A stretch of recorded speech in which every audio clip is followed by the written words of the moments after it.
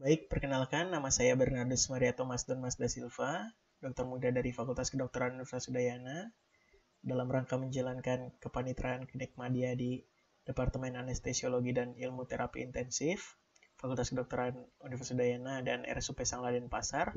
Maka pada kesempatan kali ini saya akan membawakan sebuah materi mengenai manajemen nyeri. Pertama-tama, kita harus tahu definisi dari nyeri itu sendiri. Nyeri merupakan pengalaman sensoris dan emosional yang tidak menyenangkan, yang disertai oleh kerusakan jaringan secara potensial dan juga aktual. Berikut adalah overview dari presentasi saya. Yang pertama, saya akan menjelaskan mengenai mekanisme nyeri.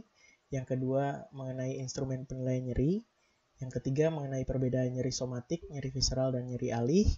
Dan yang keempat, mengenai penanganan nyeri berdasarkan WHO step ladder. Kita mulai dari yang pertama. Saya akan mencoba menjelaskan secara singkat mengenai proses mekanisme terjadinya nyeri. Ketika nyeri itu akan dipersepsikan oleh pusat sensoris kita. Jadi pada dasarnya, ketika ujung sensoris kita mendapatkan rangsangan nyeri, baik berupa mekanik, trauma termal, ataupun trauma kimia, nah maka rangsangan tersebut akan diterima oleh reseptor nosiceptif. Nah, rangsangan tersebut akan mengalami proses yang namanya transduksi, yakni rangsangan nyeri tersebut diubah menjadi sebuah impuls listrik. Nah, impuls ini akan diantarkan oleh serabut-serabut saraf menuju ke pusat sensoris kita. Di sini ada dua serabut saraf yang bekerja, yakni ada A delta fiber, yang kedua ada C fiber.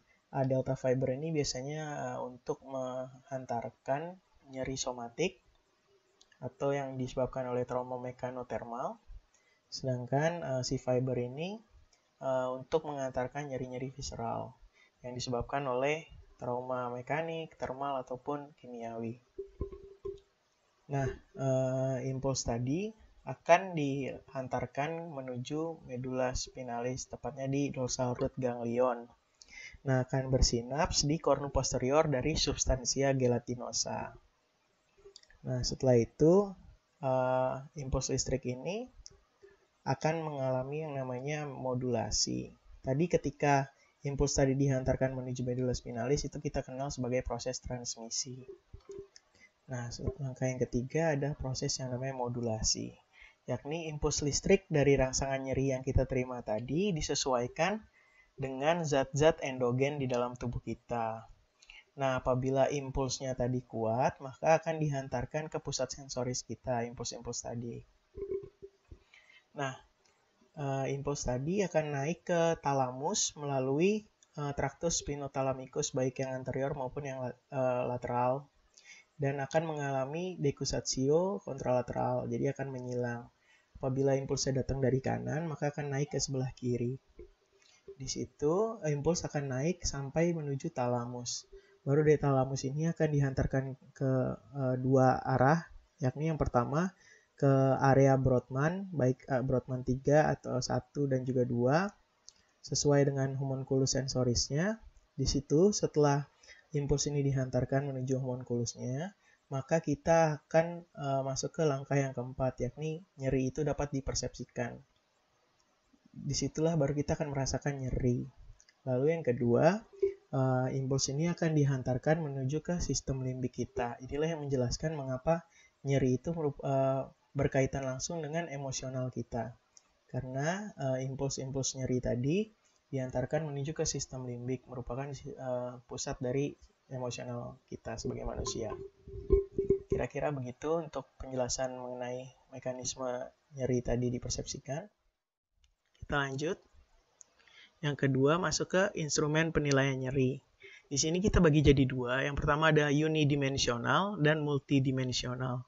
Unidimensional ini ada beberapa contohnya. Yang pertama ada Visual Analog Score atau VAS. Yang kedua ada Numerical Rating Scale atau NRS. Yang ketiga ada Wong-Baker Face Scale atau WBFS. Dan yang multidimensional ini ada beberapa juga. Di sini saya ambil contoh ada dua, yakni McGill Pain Questionnaire atau MPQ dan juga Pain Diary. Kita bahas satu persatu. Mulai dari VAS, ini Visual Analog Score, dia berupa Seperti ini gambarnya. Jadi nanti pasien kita akan minta untuk menuliskan nyerinya ada di sebelah yang mana. Kalau semakin ke kiri berarti dia semakin tidak merasakan nyeri. Dan apabila dia merasakan nyeri sangat hebat yang akan bisa dibayangkan, maka dia akan tulis di paling kanan. Nah, ini ada beberapa keuntungan, ada juga beberapa kerugian. Keuntungan menggunakan FAST ini adalah mudah dan cepat, tentunya untuk dipahami oleh pasien dan diinterpretasikan oleh kita sebagai klinisi. Lalu yang kedua, juga banyak studi yang menggunakan instrumen ini untuk menilai nyeri.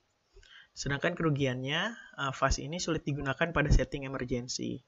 Dan juga sulit digunakan pada pasien dengan gangguan kognitif, gangguan penglihatan, maupun gangguan kesadaran. Selain itu juga FAST ini harus memerlukan alat tulis untuk menentukan hasilnya. Karena kan pasien disuruh gambarkan, jadi mungkin agak sedikit ribet, apalagi untuk setting-setting emergency yang pasiennya mungkin tidak sadar atau mengalami gangguan kognitif. Kita lanjut yang kedua, ada numerical rating scale atau NRS.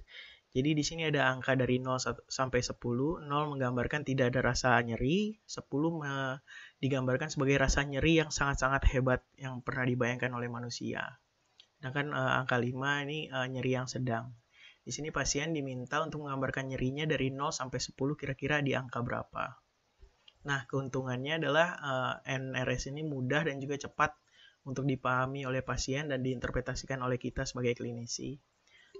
Selain itu juga NRS dapat digunakan oleh hampir semua kondisi pasien dan hasilnya biasanya konsisten. Sedangkan untuk kerugian dari NRS ini adalah studi menggunakan instrumen ini sangat minim. Lalu yang kedua, NRS ini tidak dapat digunakan pada pasien dengan gangguan kognitif atau pada pasien post-op yang confusion. Kita lanjut ke yang ketiga, ada Wong-Baker Face Scale atau WBFS. Di sini kita menggunakan mimik muka dari pasien untuk menilai nyerinya. Di sini ada 0, ada 2, 4, 6, 8, dan 10. Di sini yang menilai bukan pasien sendiri, tetapi kita sebagai orang yang menilai atau sebagai klinisi. Kita akan melihat wajah pasien, ekspresi mukanya seperti apa yang akan menggambarkan nyerinya. Setelah itu akan kita cocokkan dengan ekspresi muka yang ada di Wong-Baker Face Scale ini. Nah, keuntungannya mudah dan cepat untuk dipahami oleh pasien dan diinterpretasikan oleh klinisi. Yang kedua, dapat digunakan kepada semua pasien termasuk dengan gangguan kognitif dan gangguan bahasa karena pasien tidak perlu ngapa-ngapain, cukup kita menilai dari mimik mukanya saja. Dan juga dapat juga digunakan kepada anak-anak karena kan pada pasien anak-anak biasanya sulit untuk mengungkapkan nyerinya sehingga dia hanya akan mengungkapkan lewat ekspresi atau mimik. Kerugian dari WBFS ini adalah membingungkan antara afek. Contoh seperti tersenyum atau menangis itu agak sulit membedakannya. Tentunya dengan menghubungkannya dengan intensitas nyerinya. Nah, sedangkan selain itu juga hasilnya bisa lebih tinggi dari skala lain dengan wajah yang netral tanpa nyeri. Dan yang terakhir, kerugiannya adalah sedikit studi yang menggunakan instrumen ini untuk menilai nyeri. Kita lanjut ke penilaian nyeri yang multidimensional. Kita mulai dari yang pertama, McGill Pain Questionnaire. Di sini ada contoh tabelnya ya. Dia banyak sekali yang ditanyakan sehingga akan mengukur nyeri jauh lebih spesifik. Nah, keuntungannya MPQ ini baik digunakan untuk mendeskripsikan nyeri kronik yang berubah-ubah dan juga mendeskripsikan nyeri secara lebih tepat dan dalam karena pertanyaannya jauh lebih banyak dan jauh lebih dalam. Kuesioner ini sudah terbit dalam 20 bahasa yang berbeda sehingga kita tidak perlu takut untuk tidak mengerti untuk mengerjakan ini. Selain itu juga MPQ ini memiliki versi yang short atau versi pendek untuk memudahkan penilaian nyerinya. Ada beberapa kerugian dari MPQ ini. Yang pertama, tidak sederhana dan cenderung kompleks untuk digunakan. Yang kedua, untuk MPQ ini memerlukan waktu untuk mengedukasi pasien mengenai kuesioner. Yang ketiga, pasien diharuskan untuk mengerti bahasa dan dapat berkomunikasi dengan baik. Juga memiliki koordinasi motor yang baik pula. Dan yang terakhir kerugiannya adalah beberapa kata pada MPQ berkaitan dengan afek, contohnya seperti annoying, troublesome.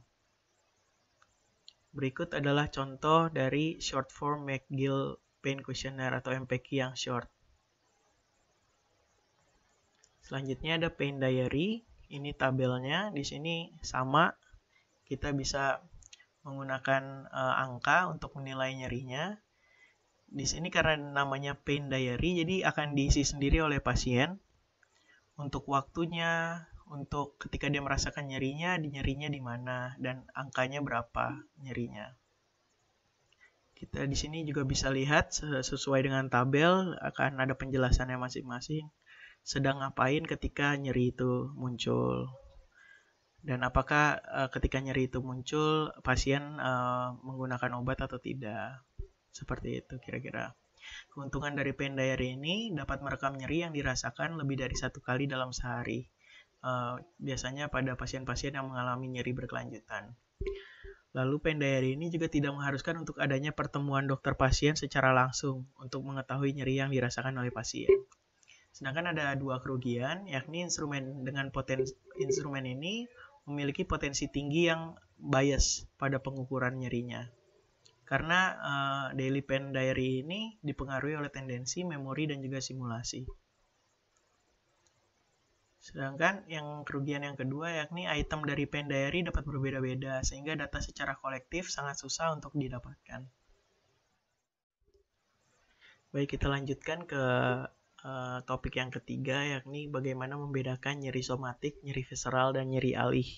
Yang pertama, nyeri somatik merupakan nyeri yang tajam, panas, atau menyengat yang dapat ditunjukkan lokasinya serta diasosiasikan dengan nyeri lokal di sekitarnya.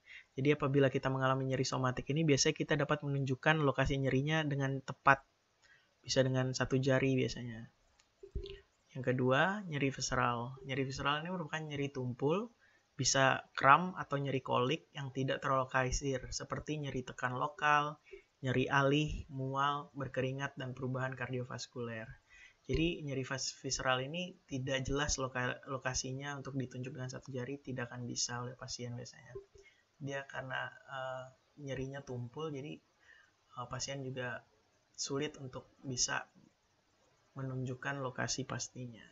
Lalu nyeri alih ini merupakan salah satu jenis nyeri visceral. Merupakan nyeri yang berbeda dari tempat asalnya, yakni nyeri suatu organ visceral kemudian dialihkan ke suatu daerah lain pada tubuh. Contohnya pada angina pectoris, nyeri yang dirasakan bukan hanya pada dada kiri, tetapi nyerinya bisa sampai punggung.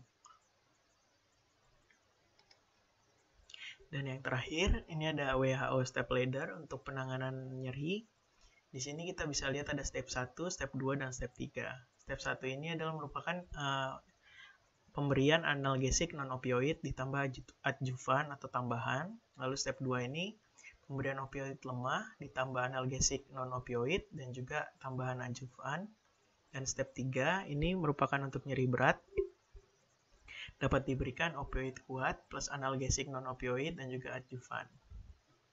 Nah, di sini kita akan membedakan penanganan pada nyeri akut dan juga nyeri kronik. Pada nyeri akut, kita menggunakan step ladder yang terbalik. Yakni kita mulai dari step 3, step 2, baru step 1. Step 3, kita akan menggunakan opioid yang kuat, ditambah dengan analgesik non-opioid, ditambah adjuvan. Baru setelah beberapa waktu, kita akan turunkan ke step 2, yakni menggunakan opioid lemah, ditambah analgesik non-opioid, dan juga adjuvan. Baru yang terakhir, kita turunkan lagi ke step yang pertama, yakni kita hanya memberikan analgesik non-opioid atau plus adjuvan. Sedangkan untuk nyeri kronik, kita menggunakan WHO Step Ladder yang tidak terbalik. Jadi mulai dari step 1, step 2, dan step 3.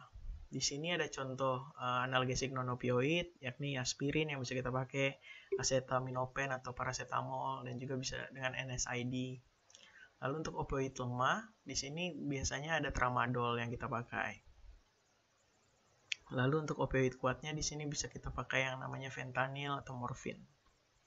Kira-kira begitu penjelasan mengenai manajemen nyeri ini. Terima kasih untuk perhatiannya.